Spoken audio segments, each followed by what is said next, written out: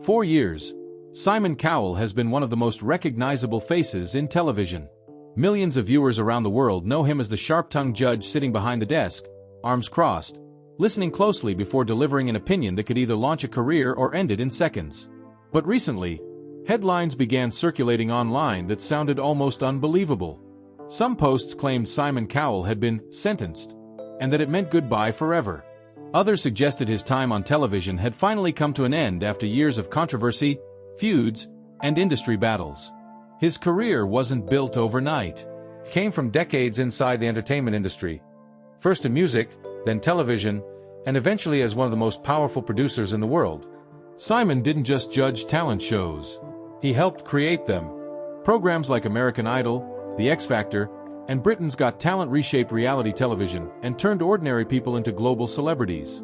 At the same time, Cowell built a reputation that was impossible to ignore. He could be brutally honest, sometimes funny, sometimes harsh enough to spark backlash from viewers and critics alike. Over the years, he faced scandals, public arguments, legal disputes, and intense media attention about his personal life. Tabloids followed him everywhere. Former contestants spoke out about the pressure behind the scenes. Industry rivals challenged his power. Yet through all of it, Simon Cowell remained at the center of the entertainment world. And nowhere was that more obvious than the show that became one of the biggest entertainment programs in the United Kingdom. Britain's Got Talent. By the mid-2000s, Simon Cowell had already become a huge name in television. His role on American Idol turned him into one of the most talked-about judges in the world. Viewers tuned in just to hear what he would say next. But Simon wasn't satisfied with just being a judge. He wanted control over the entire format. He wanted to create a show. At the time, television networks were searching for the next big reality competition. Singing shows were already popular, but Cowell believed there was something bigger out there. Instead of focusing only on singers, he imagined a stage where anyone could perform. Dancers, magicians, comedians, acrobats, impressionists, even strange or unusual acts that had never been seen on television before. That idea became Britain's Got Talent. The show launched in 2007 on ITV in the United Kingdom. Simon Cowell wasn't just a judge. He was also one of the creators and executive producers through his company Psycho Entertainment. From the beginning, the format was simple. Ordinary people from across Britain would audition in front of a panel of judges and a live audience. If the judges liked the performance, the contestant moved forward in the competition. If they didn't, the act was over almost instantly. Cowell sat on the panel alongside Piers Morgan and Amanda Holden during the early seasons. Right away, the show grabbed attention. Unlike traditional talent competitions, the auditions were unpredictable. One moment a serious singer could walk on stage. The next moment someone might appear with a bizarre comedy routine or an unusual stunt. The mixture made for great television. But the real magic of the show came when completely unknown people suddenly shocked everyone watching. One of the biggest moments happened in 2009. A quiet woman from Scotland walked onto the stage. She looked nervous. The audience seemed unsure about her. Even the judges looked skeptical. Her name was Susan Boyle. When she started singing I Dreamed a Dream from Les Miserables, the entire room changed. The audience went silent. Then the applause started. Within minutes, the performance became one of the most viral audition clips in television history. Millions of people around the world watched it online. Susan Boyle became an international star almost overnight. Moments like that turned Britain's Got Talent into a global phenomenon. The show wasn't just popular in the UK anymore. Versions of the format began appearing in countries all over the world. Talent shows using the Got Talent formula spread across Europe, Asia, and the United States.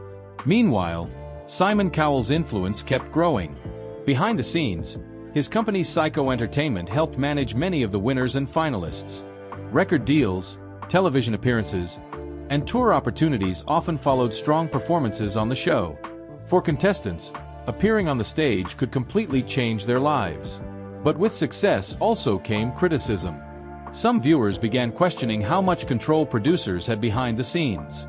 Others wondered whether certain contestants were chosen more for entertainment value than actual talent. Still, the ratings continued to rise. Each season of Britain's Got Talent attracted millions of viewers across the United Kingdom. Families gathered around their televisions to watch auditions, shocking performances, and emotional stories from contestants. And at the center of it all was Simon Cowell. The same man who once sat in a small office at EMI, learning the music business from the ground up, was now controlling one of the biggest entertainment franchises in the world. But the bigger the show became, the more pressure and scrutiny followed. Because with massive fame also came critics, angry contestants, and stories that began circulating behind the scenes. And those stories would soon start turning into serious controversies. As Britain's Got Talent kept growing, so did the spotlight on Simon Cowell. What started as a television show quickly turned into one of the biggest entertainment franchises in the world. Every season brought new contestants, emotional stories, and performances that millions of viewers talked about the next day. But behind the bright stage lights and standing ovations, criticism started to build. Some former contestants began speaking about what it was really like behind the scenes. They talked about long filming days, intense pressure, and contracts that were difficult to understand. Reality television was still a relatively new business model at the time. Shows like American Idol, The X Factor, and Britain's Got Talent were pulling in massive audiences, and networks were making huge profits from them. Because of that success, critics started asking tough questions. Were contestants being treated fairly? Did producers influence who advanced in the competition? Were emotional backstories sometimes used to attract more viewers? These questions started appearing in newspapers and television discussions. Some entertainment reporters suggested that reality competitions were designed as much for drama as for talent. Simon Cowell often defended the format. He said the shows were giving ordinary people a chance that they might never have received otherwise. According to him, thousands of talented performers were finally getting a platform in front of the world. And in many cases, that was true. Contestants like Susan Boyle became global stars after appearing on the show. Her audition alone was viewed hundreds of millions of times online.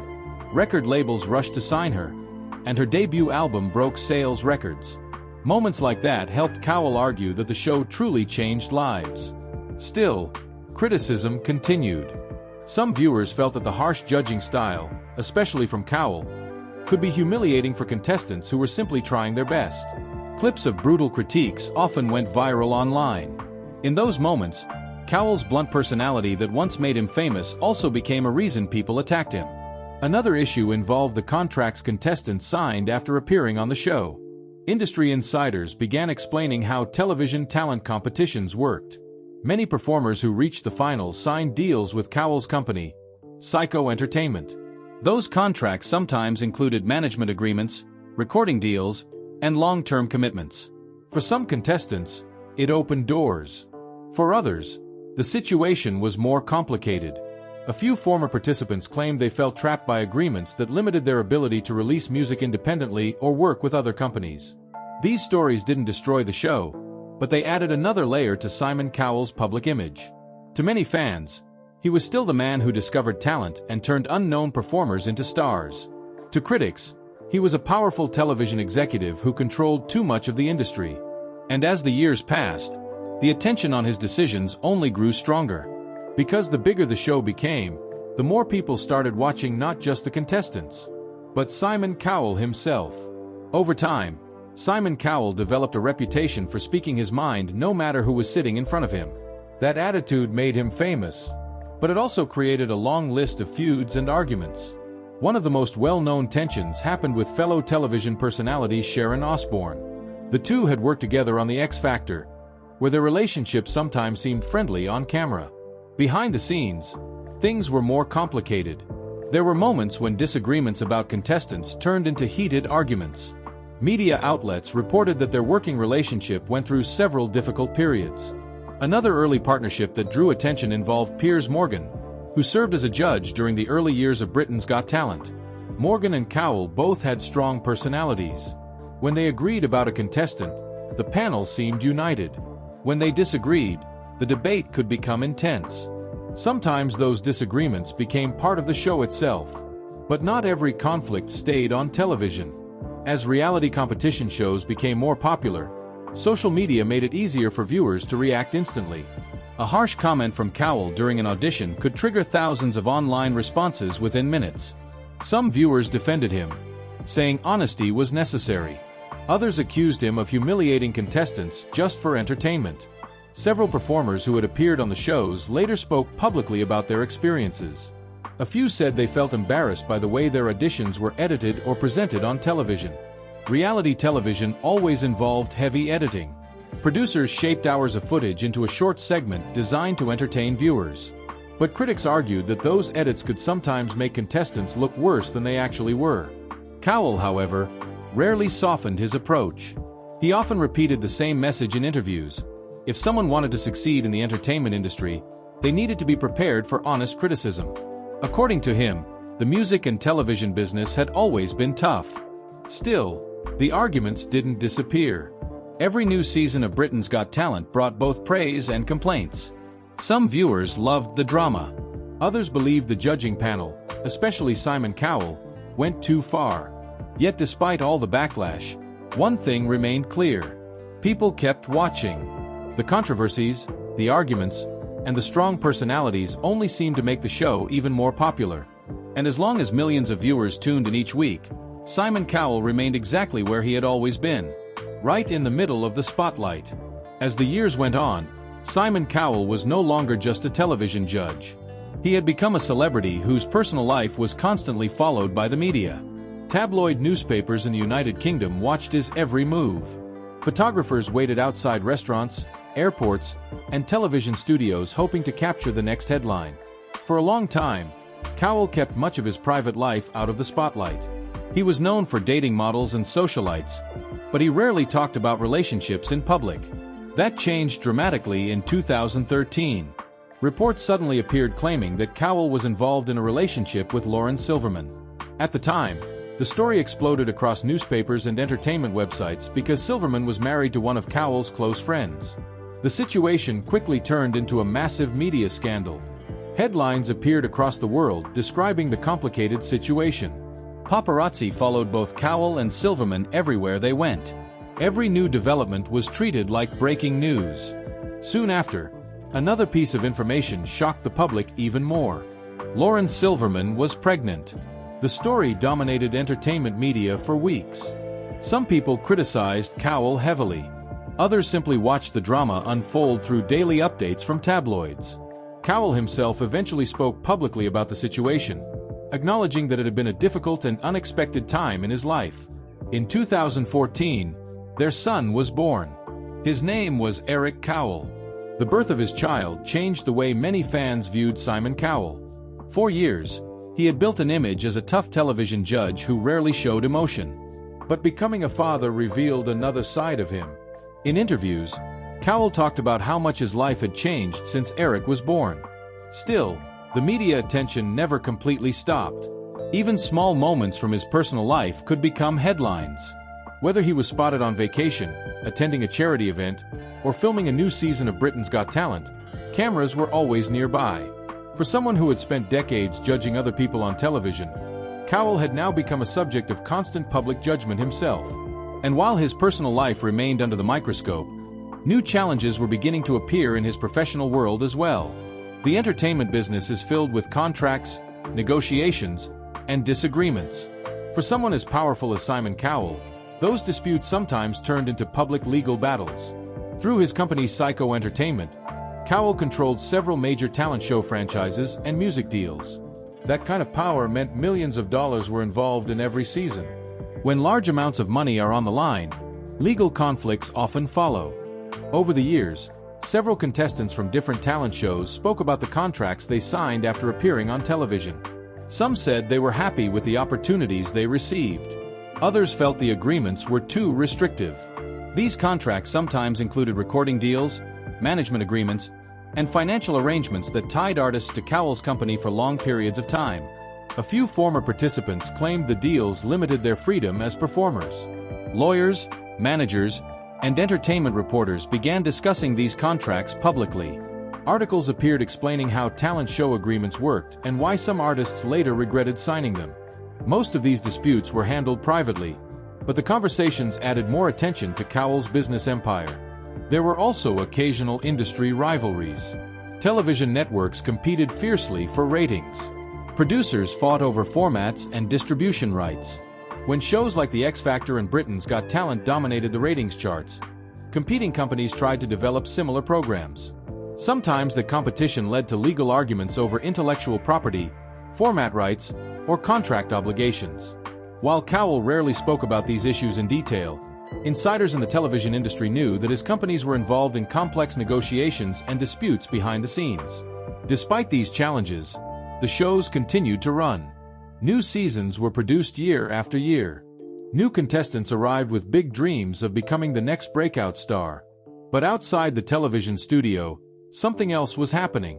Online rumors and sensational headlines were beginning to circulate again. This time, the stories sounded more dramatic than ever. In the modern internet age, news spreads incredibly fast. One headline can appear online and travel across social media within minutes. Sometimes those headlines are accurate. Other times, they are exaggerated or completely misleading. That is exactly what happened when rumors started circulating about Simon Cowell. Posts began appearing online claiming that Cowell had been sentenced, and that it meant goodbye forever. The wording sounded serious enough to alarm many fans of Britain's Got Talent. People began sharing the posts without checking the details. Within hours, thousands of viewers were asking the same question. What actually happened to Simon Cowell? The truth was far less dramatic than the viral headlines suggested. In many cases, the word sentenced was being used in a misleading way to describe unrelated legal discussions, business disputes, or rumors that have been exaggerated by online content creators. The entertainment industry is filled with speculation, and Cowell's name had been part of headlines for decades. Because of his fame, even small stories could turn into huge rumors. At the same time, some fans were already wondering about his future on television. Cowell had spent more than 20 years judging talent competitions. Shows like American Idol, The X Factor, and Britain's Got Talent had defined an entire era of reality TV. But television changes quickly. New formats appear. Audiences shift. Producers explore different types of entertainment. Because of that, speculation about Cowell eventually stepping away from the spotlight started appearing more frequently. Some reports suggested he might focus more on production and business ventures rather than appearing on camera every week. Others believed he would remain involved with the shows he helped create for as long as possible. What remained undeniable was the impact he had already made. From discovering unknown singers to building global television franchises, Simon Cowell helped shape the modern talent show industry. And whether he was praised or criticized, loved or disliked, his presence in entertainment had been impossible to ignore.